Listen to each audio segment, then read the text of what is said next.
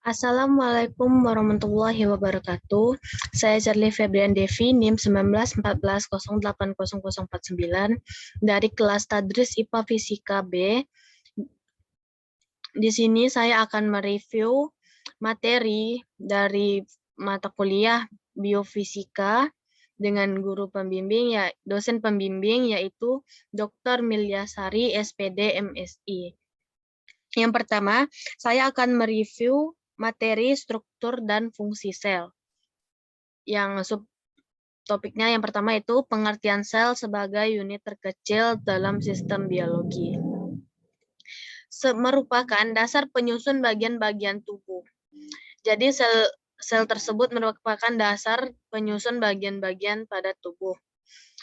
Penemu sel yang pertama kali ditemukan oleh fisikawan Inggris yang bernama Robert Hooke pada tahun 1665.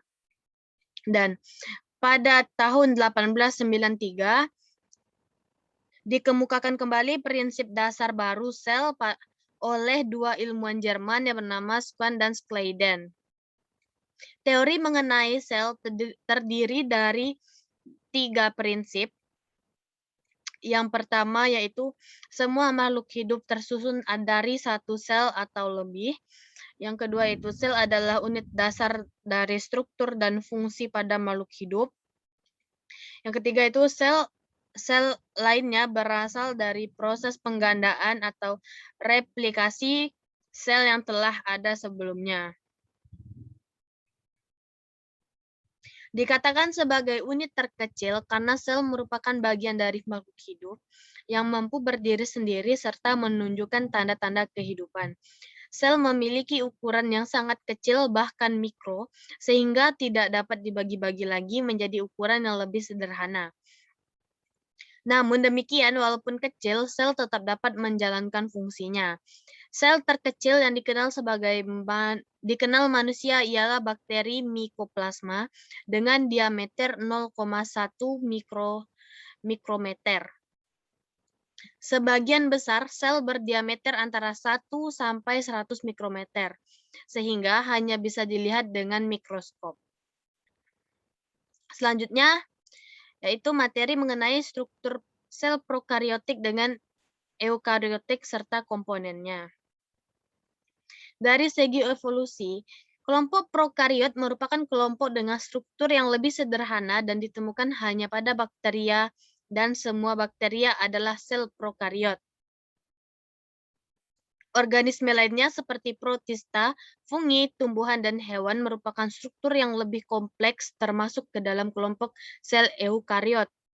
Dan jenis prokariota ada 2, yaitu Archaebacteria dan Eubacteria.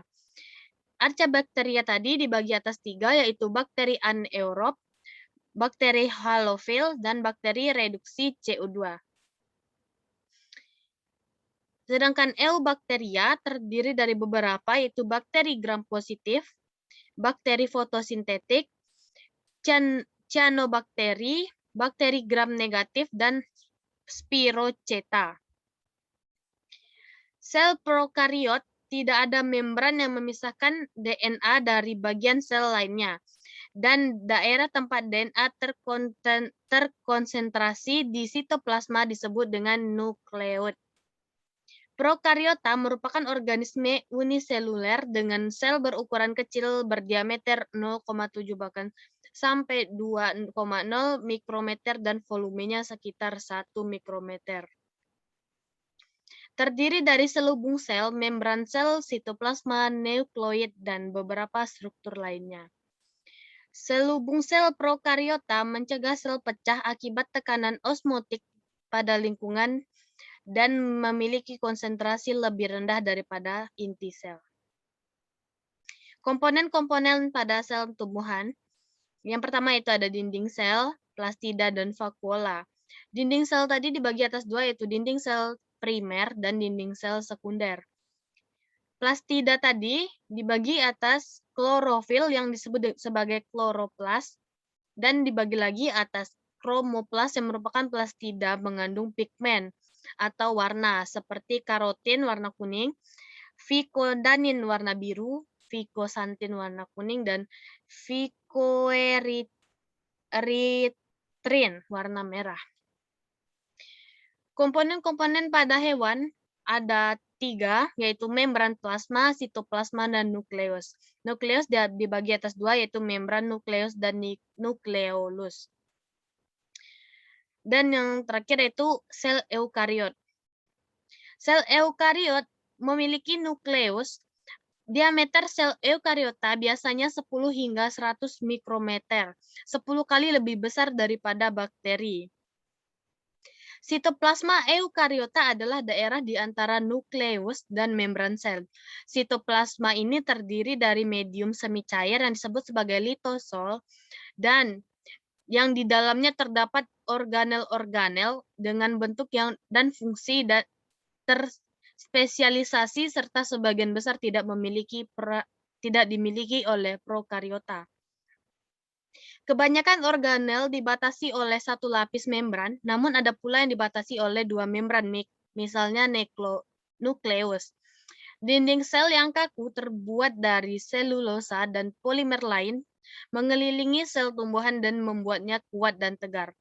Dan yang terakhir, di antara dinding sel tumbuhan, ada bersebelahan terdapat saluran yang disebut sebagai plasmodesmata.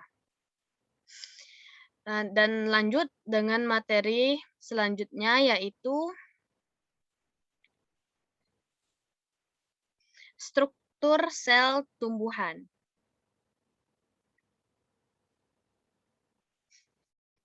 Sel tumbuhan adalah sel yang menyusun fungsi kerja dari seluruh fungsi kehidupan tumbuhan. Peran sel tumbuhan memiliki pertumbuhan awal, menyerap makanan, hingga menghasilkan buah. Fitur dari sel tumbuhan yaitu vakuola, dinding sel, plasmodesmata, plastida, dan kelompok tumbuhan yang tidak berflagel. Tipe sel, sel parenkim, sel kolenkim, dan sel sklerenkim. Tipe jaringan yaitu jaringan epidermis, jaringan pengangkut, jaringan dasar. Bagian sel tumbuhan yaitu membran sel, dinding sel, plasmodesmata, vakuola, yang terbagi atas 2 yaitu tonoplas, kristal, plastida yang terbagi atas 3 yaitu kloroplas, leukoplas, dan kromoplas, badan Golgi, ribosom, retikulum endoplasma, mitokondrion, mikrotubula, mikrofilamen, lisosom, tubuh mikro, hialoplasma, dan yang terakhir nukleus yang terbagi atas beberapa yaitu membran nuklear, pori-pori nuklear, DNA, kromatin, dan RNA yang terbagi atas 2 yaitu RNA duta dan RNA transport. Selanjutnya yaitu struktur sel pada hewan. Sistem makro struktur hewan memiliki sistem integumen, rangka, otot, pencernaan, respirasi,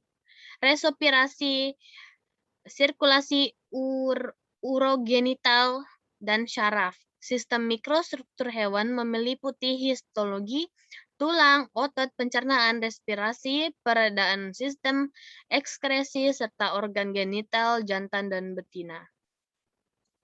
Proses perubahan bentuk dan fungsi sel macam jaringan pada hewan adalah jaringan epitelium. Yang dibagi atas beberapa itu ada epitelium pipih, dan epitelium dapat dibedakan menjadi epitelium selapis dan epitelium berlapis-lapis atau berlapis banyak. Lalu jaringan otot dapat dibedakan menjadi otot lurik, otot polos, dan otot jantung. Fungsi dari jaringan otot itu sebagai alat gerak aktif. Jaringan ikat berkembang dari mesenkum. Jaringan ini berfungsi sebagai penyokong dan penghubung antar organ. Spesialisasi dari sel-sel dalam jaringan ikat dapat membentuk leukosil, tulang, ligamen, dan tendon. Jaringan saraf terdiri dari sel-sel saraf berupa neuron. Ada 3 jenis yaitu sensorik, neuron motorik, dan neuron adjustor. Organ yaitu ada organ jantung, paru-paru, telinga, dan kulit. Dan yang terakhir contoh sistem organnya yaitu sistem organ pencernaan, sistem transportasi, sistem ekskresi, dan sistem koordinasi.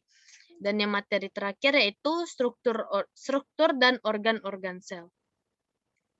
Yang pertama ada membran sel yang fungsinya melindungi sel, mengatur keluar masuk atau pertukaran zat dari sel satu ke sel lainnya, menerima rangsang dari sel luar, dan tempat berlangsungnya reaksi-reaksi kimia. Bagian cair dalam sel disebut dengan sitoplasma yang ada di dalam dua bentuk, yaitu fase sol, padat, atau fase gel, yang berbentuk cair. Dan ada juga sitoplasma disusun oleh 90% air, di mana air menjadi penyusun utama dan fungsi melarutkan zat-zat kimia tempat reaksi kimia sel. Dan ada organel sel yang merupakan benda-benda solid yang ada di dalam sitoplasma yang menjalankan fungsi kehidupan atau bersifat hidup. Nah, itu adalah bagian dari sitoplasma dan organel sel. Dari organel sel tadi, terbagi atas beberapa, ada retikulum endoplasma, yang merupakan sistem membran berlipat-lipat yang menghubungkan antara membran sel dengan membran inti yang berbentuk seperti benang baja. Benang jala. Ada ribosom atau ergastoplasma, ada mitokondria, lisosom, badan Golgi, sentriosom, plastida, vakuola, mikrotubulus, mikrofilamen, dan perioksisom.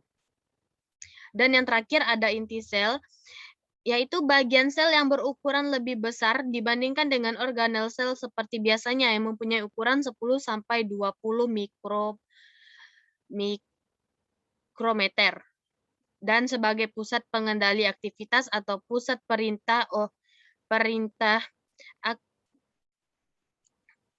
pusat perintah sel karena adanya benang-benang kromosom di dalam nukleus. Baiklah, sekian penjelasan dari saya dan review dari saya mengenai materi, struktur, dan fungsi sel. Salah dan kurangnya saya mohon maaf, saya tutupi. Wassalamualaikum warahmatullahi wabarakatuh.